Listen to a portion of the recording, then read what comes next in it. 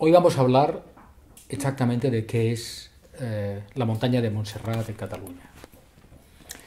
De hecho, Montserrat es un nombre conocido prácticamente en todo el mundo, desde Australia a Sudamérica, Colombia, en Cataluña por supuesto. Pero sin embargo, esa extensión del nombre de Montserrat, que por cierto, para la gente que no vive en España ni en Cataluña, es una montaña, un macizo montañoso que se encuentra sobre unos 50 kilómetros de distancia de la ciudad de Barcelona.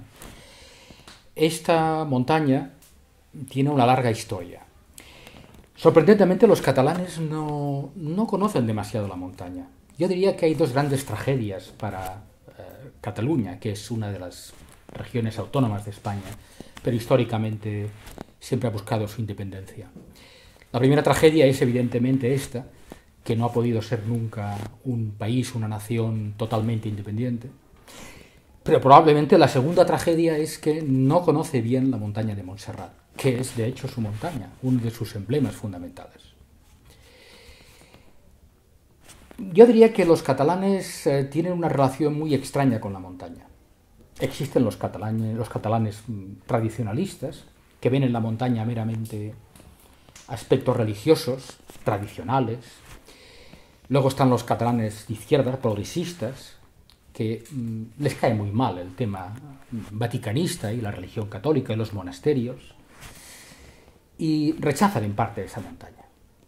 Y luego está una gran cantidad de aspectos cotidianos que los catalanes pasan en la montaña, desde excursiones, colegios, visitas turísticas y sobre todo también, podríamos decir, la famosa tradición nupcial, ya que cada joven catalana en parte sueña con casarse en Montserrat, en las capillas de Montserrat. Y para el turista extranjero, para los turistas japoneses, americanos, sudamericanos, Montserrat, o polacos, que vienen muchos, Montserrat es una excursión, un monasterio, una virgen, llegan y se marchan. Claro, todo esto lleva a un desconocimiento real de la montaña, porque Montserrat es algo más que todo esto. Entonces, lo que vamos a tratar aquí ahora, aproximadamente en esta conferencia, es explicar en pocas palabras qué es realmente la montaña de Montserrat e intentar definir la noción de lo sagrado con la montaña de Montserrat. Empezaremos básicamente tocaremos 3 o 4 puntos. Empezaremos con el tema de la geología. Nos dice la ciencia convencional geológica que Montserrat es un macizo, una montaña, que se creó hace millones de años porque ríos venían de los Pirineos con piedras, con cantos rodados, iban a parar a unas toberas de un mar interior y allí se apelotonaban, se apilaban constantemente esos materiales de arrastre. Al cabo de más tiempo, el mar se retiró y aparecieron estas formaciones como hechas por alfarero, esas extrañas figuras que determinan las rocas de Montserrat. Si reflexionamos sobre esto, veremos que de hecho nos encontramos con que Montserrat es una obra de la naturaleza doble, hecha 2 veces. Una en el Terciario, en la época de los Pirineos, son montañas jóvenes, y otra posteriormente debido a la propia acción del agua, de los arrastres y del viento. Esto nos lleva al famoso conglomerado, el kárstico monserratino, que es como si fuera un mortero durísimo, creado a través de millones de años, y que da esta sensación de que no sensación, sino percepción, más bien dicho, de que las rocas son peladas y que la roca domina sobre la vegetación. Y es así ciertamente. Pero claro, este hecho sorprendente, que realiza una serie de formas, implica que Montserrat tiene una visión abisal, una visión como si fuera algo interior, algo que surge de los mares. De hecho, emergió de los mares Montserrat.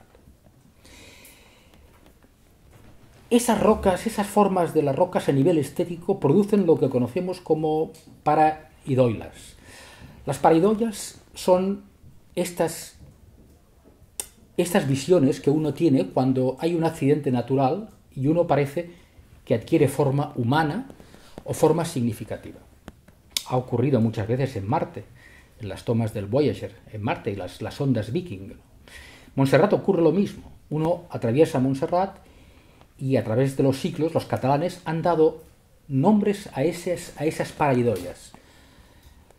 Está el cavall Bernat, los encantats, los frailes, la momia, el elefante, el mono. Es decir, existen cientos y cientos de rocas a nivel estético que todas han sido bautizadas por el imaginario del pueblo que habita cerca, que es el catalán. Claro, esto convierte Montserrat en un museo estético.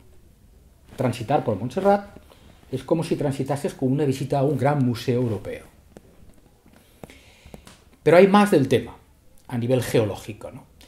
De hecho, si dejamos las ciencias positivistas y pensamos en ciencias románticas como las que Goethe nos propuso, la geosofía, veremos que parece ser que Montserrat, si aceptamos que la naturaleza no es objeto, sino que es sujeto, y aceptamos que hay arquetipos espirituales en la naturaleza, como indicaban las ciencias del siglo XIX, veremos que Montserrat aflora el arquetipo real de la montaña. El arquetipo real de la montaña, que en otros lugares está enterrado por las formas, allí aflora tal como es. Eso sería una hipótesis de trabajo para muchos científicos, ¿no?, que se interesen además que por la geología convencional, por la geosofía, ¿no? Hay una famosa frase, además, un proverbio muy antiguo que indica los valles son de los hombres y las montañas son de Dios. Con esto ya entramos en el carácter especial de la montaña de Montserrat. Yo propongo inclusive a la gente que estáis viendo en esos momentos, que asistís a la conferencia, os propongo que hagáis un pequeño ejercicio de visualización con la montaña de Montserrat, los que conozcáis Montserrat. Cerrad los ojos y tratar de imaginaros en Montserrat un paisaje de payés, un paisaje campestre, con las vacas, las casas, las masías, los campos de cultivo. Al cabo de unos segundos fracasaréis. Es imposible. Las formas especiales de Montserrat, esos tremendos vericuetos, las toberas, los despeñaderos, esas extrañas formaciones, peladas, sin vegetación, impiden y muestran que esa montaña no es de los hombres. Es una montaña, en términos antiguos, para los dioses. Es pues una montaña, como otras en el mundo, en las que aflora algo diferente, a nivel estético y a nivel geológico, pero también a nivel magnético. Si ahora vamos a la geobiología, que es otra de las ciencias alternativas, estas modernas, Harman es uno de los creadores del tema, que afirma que hay evidentemente redes telúricas y que hay un magnetismo terrestre más allá de la fuerza de gravedad, veremos que Montserrat tiene una serie de energías que se expresan constantemente, muchas veces en las toberas. Si a esto le añadimos a que hay filtraciones de agua dentro de los monolitos y que se produce una fuerte ionización por los depósitos de agua interiores, nos daremos cuenta que hay muchos lugares de Montserrat, los Gorros, por ejemplo, en los cuales notamos una fuerte carga energética. Inclusive para la gente menos sensible, no solamente para un gran sensitivo, ¿no? Hay pues un magnetismo telúrico en Montserrat, que para cualquier viajero, visitante de la montaña, se acrecienta si atraviesa los senderos de Montserrat. Constantemente las plantas, los helechos, los pinos enanos, rozan a las personas y potencian su campo etérico, o según la tradición ayurvédica, potencian las auras de las personas. Por todo ello, nos apunta que Montserrat no es una montaña más. Tiene, por decirlo así, es como una puerta geológica, estética y energética a algo nuevo, a algo sagrado. Porque esa es la definición de lo sagrado. A nivel natural, lo sagrado es algo diferente del resto de los lugares, algo aparte, un lugar donde suceden cosas, y un lugar en donde es más fácil, a través de las energías, de la estética y de la geobiología, entrar en contacto con lo divino y entrar en contacto con uno mismo. Los que realmente captaron el tema, y esto es lo sagrado, los que realmente captaron el tema, de hecho, a ese aspecto de Montserrat, al aspecto sagrado de Montserrat, fueron, sin lugar a dudas, los chamanes megalíticos o chamanes ibéricos. Existen lugares en Montserrat y en sus entornos de cuevas, oquedades, de cultos ancestrales. Pero los modernos, la gente que ha experimentado lo sagrado en Montserrat, han sido siempre los ermitaños. Ellos son los verdaderos propulsores, antes de los benedictinos, de la montaña de Montserrat. Los descubridores. Ya en la época visigótica, antes de la invasión árabe, cuando Cataluña era arriana, existían ermitaños en las cuevas de Montserrat. El ermitaño, que es un fenómeno que ha tenido la montaña durante 1000 años, hasta el siglo XIX, el ermitaño de Montserrat, en la cual hay ermitas que todavía hoy se conservan, buscaba 3 cosas en la montaña. Una, la primera, el retorno a la naturaleza.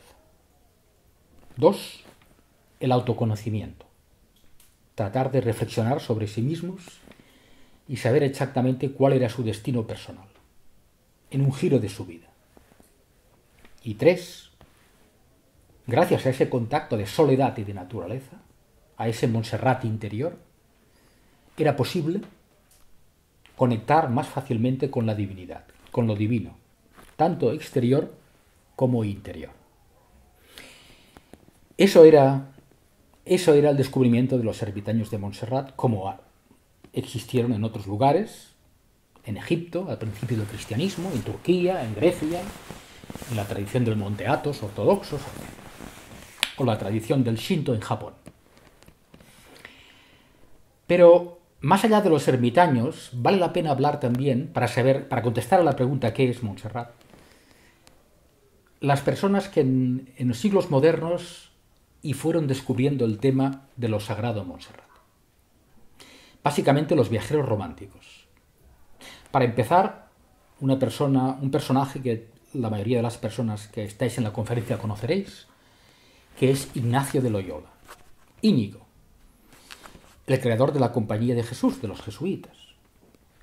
Es poco conocido, pero él tuvo una visión, cambió su vida cuando llegó a Montserrat.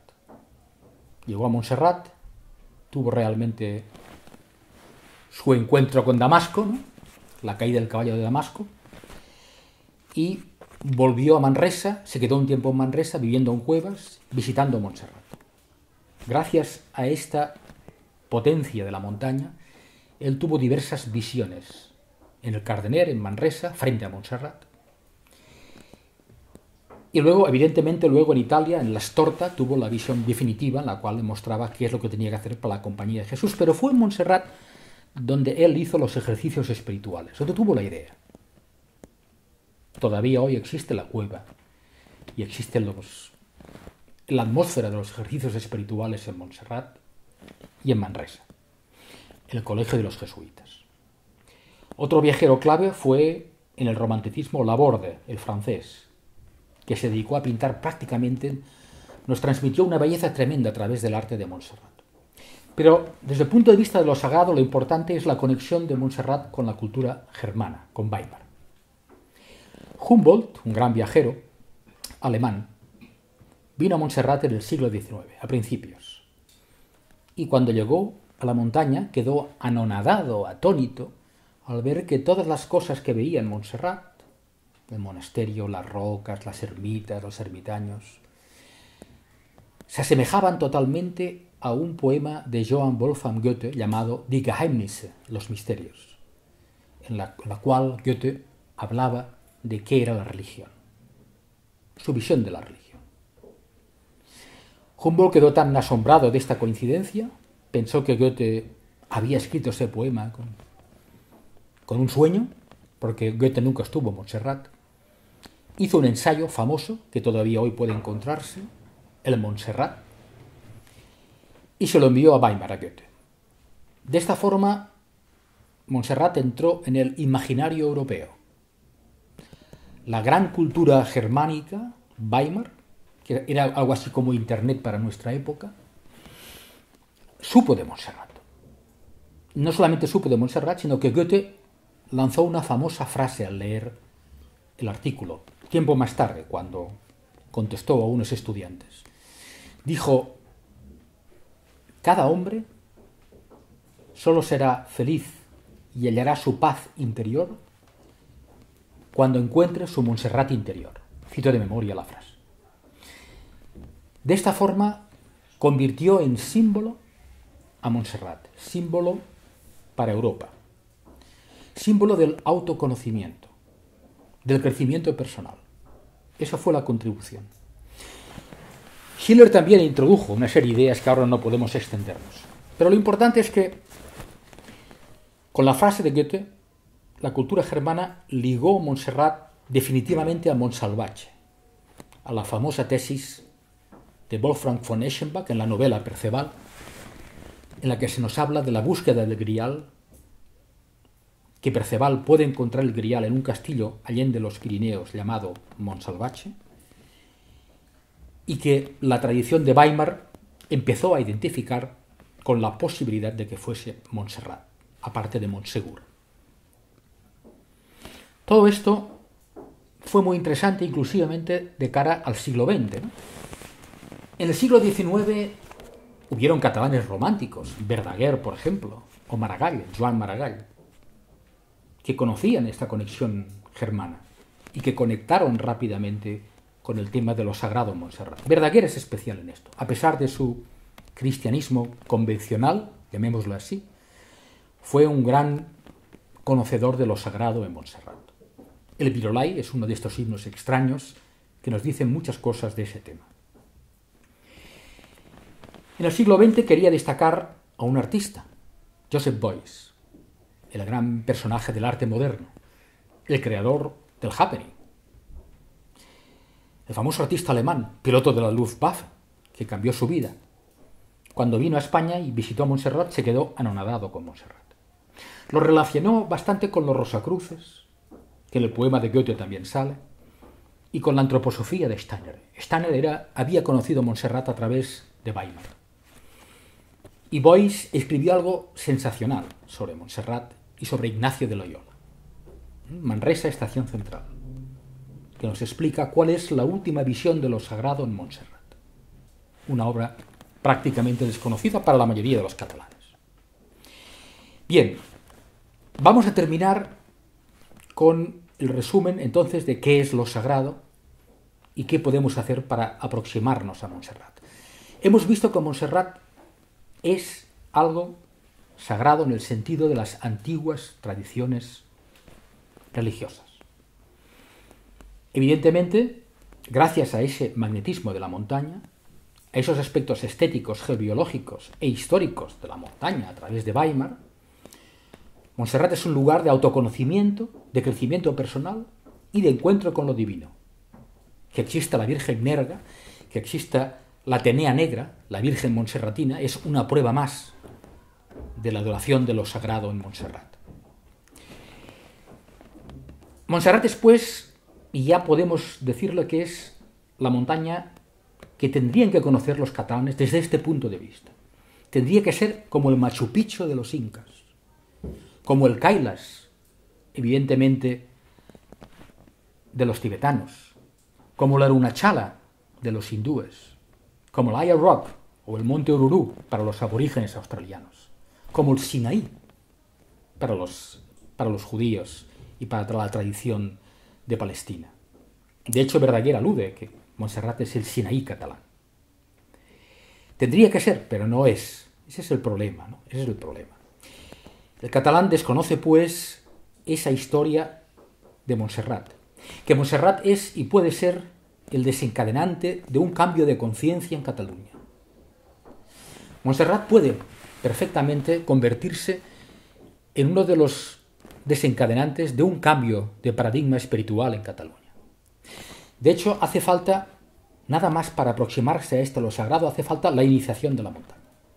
Iniciarse a algo es acercarse a algo, no meramente con la sola razón, sino viviendo una experiencia y colocando la conciencia en una posición diferente de lo lógico racional. La conciencia tiene que estar espiritualmente elevada y abierta a las intuiciones. Tenía razón Steiner, Rudolf Steiner, cuando hablaba de la necesidad de aproximarnos a los mundos superiores. Montserrat puede ser perfectamente una escalera para esos mundos superiores. Falta, pues, la iniciación a Montserrat. ¿Cómo aproximarnos a este nuevo Montserrat espiritual? Pero esta, compañeros, será un tema para la próxima conferencia. Muchas gracias a todos.